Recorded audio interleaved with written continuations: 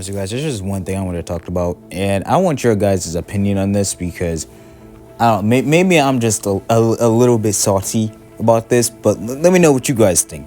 So, I mean, as of my last video, I mean, I talked about how permanent Krampus and permanent Bunny, how the devs need to do something about this because there was no compensation for for anyone that had the OG versions because limited elements became permanent.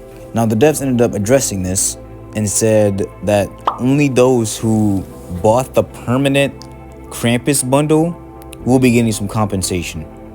So what this means is that those that actually bought the bundle, which means if you have the OG permanent Krampus in your inventory, you aren't getting a compensation similar to how they did with Phantom on the Halloween event when they brought it back.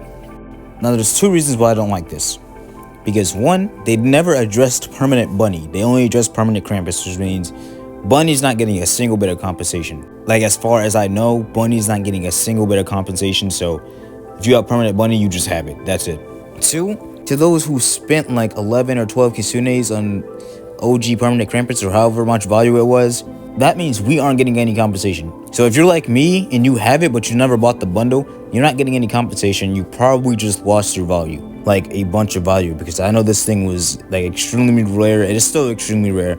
Those that profit off it are gonna profit even more, which I don't really like that. Like, part of me sees how that's fair, but at the same time, most of me sees how like that's not fair at all for those who wasted a lot of value on it.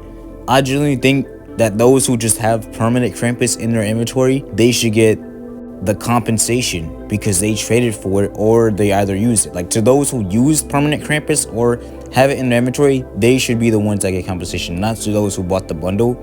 Or screw it, you can even do both, because like, I think that's only fair. And not only that, I also think that permanent Bunny should also get some compensation. So all they simply have to do to fix this is just make it so permanent elements do like 20% more damage.